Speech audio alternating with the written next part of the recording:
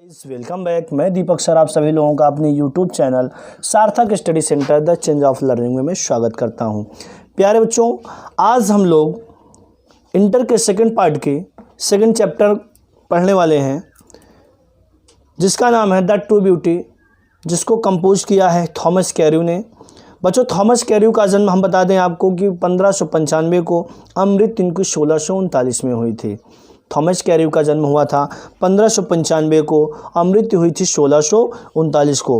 प्यारे बच्चों, कवि इसमें बड़ी खूबसूरत सी लाइन को कंपोज किया, और कवि के दर्शाने का मतलब सिर्फ इतना है इसमें कि कवि जो है किसी व्यक्ति के शारीरिक सुंदरता तथा उसके अंतरात्मा की जो सुंदरता होती है, आध्यात्मिक जो सुंदरता होती है, उसके विषय में चर्चाएं की है, उसके विषय में आपको अंतर बताया है।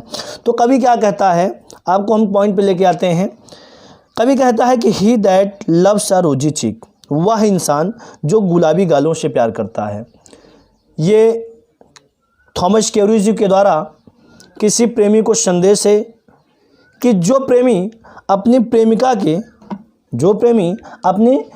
के गुलाबी गालों से क्या करता है, प्रेम करता है, उसके ऊपर ये दर्शाया गया। तो कभी कहता है कि ही दैट लव्स अ रोजी चीक, वह इंसान या वह प्रेमी, वह आदमी जो गुलाबी गालों से क्या करता है, प्रेम करता है, और अ कोरल लिप एडमायर्स, और मूंगे जैसे होठों की तारीफ करता है। एडमायर मीन्स होता है बच्चों तारीफ करना, लिप मीन्स होठ होते हैं, रोजी चीक मीन्स होते हैं गुलाबी गाल। तो ही दैट लव्स अ रोजी चीक, वह व्यक्ति जो गुलाबी गालों से प्रेम करता है, और अथवा अ कोरल लिप एडमायर, और कहा गया, और मूंगे जैसे होठों की क्या करता है, तारीफ करता है, और अथवा from star like eyes dot seek, कवि कहता है वह सितारों जैसी आंखों से ईंधन हासिल करता है। अर्थात उसकी आंखों में क्या करता है, उसकी सितारे जैसी आंखों में ईंधन को तलाशता है। और फ्रॉम स्टार लाइक में सितारों जैसी आइज आंखें, डॉट सीक क्या करता है, तलाशता है, किसको, ईंधन को।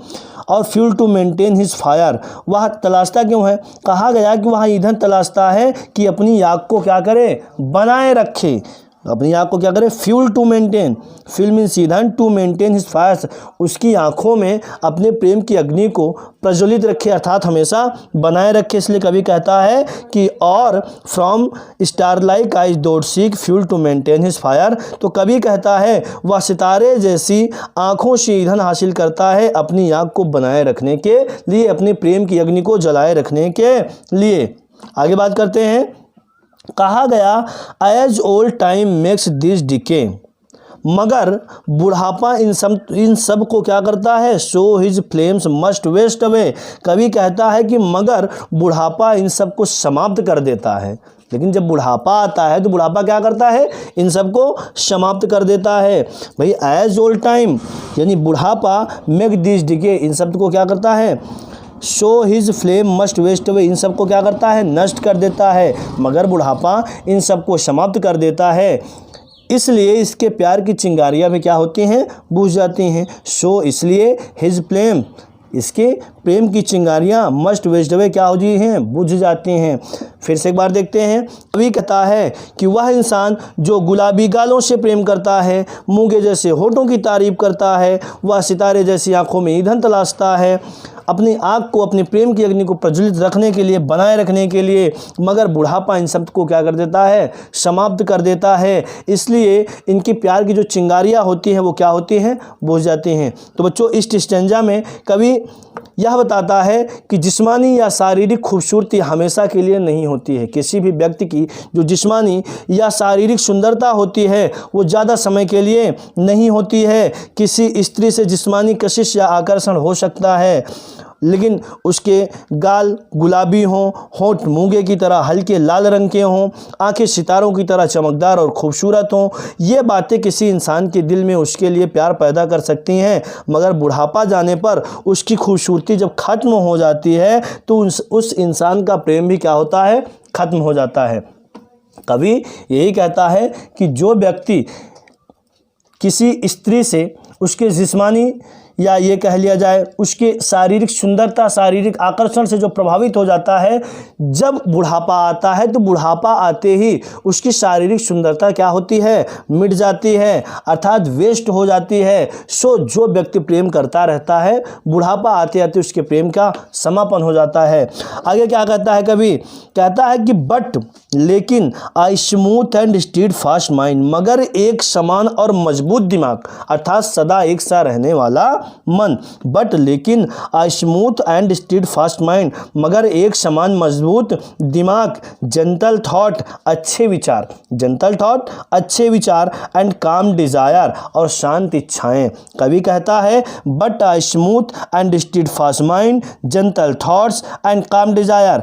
कवि कहता है कि मगर एक समान और मजबूत दिमाग, अच्छे विचार और शांत इच्छाएं, heart with equal love combined. कवि कहता है कि प्यार के साथ जुड़े बराबर दिलों में कभी न बुझने वाली आग को क्या करते हैं, पैदा करते हैं।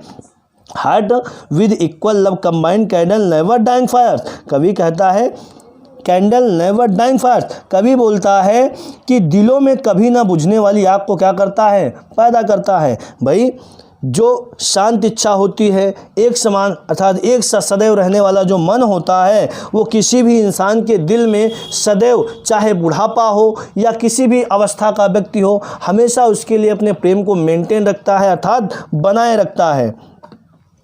फिर कवि कहता है कि वेयर दीज आर नॉट, जहाँ पे ये सब नहीं है, अर्थात जहाँ पे स्टीड फास्ट माइंड नहीं है, जेंटल थॉट नहीं है, या ये कह लिया जाए इक्वल हार्ट नहीं है, ये सारी चीज़ें जहाँ पे नहीं है, कि वेयर दीज आर नॉट, जहाँ पे ये नहीं है, आई डिस्पाइस, मैं घृणा करता हूँ। वेयर दीज आर नॉट, जहाँ पे ये नहीं है, आई डिस्पाइस, मैं क्या करता हूँ, घृणा करता हूँ। लवली चीक्स और लिप्स और आइज, किससे, कवि कहता है कि जहाँ पर ये चीज़ें नहीं होती हैं, मैं लवली चीक्स गुलाबी गालों से, और लिप्स होठों से, और आइज और आँखों से मैं क्या करता हूँ, घृणा करता हूँ।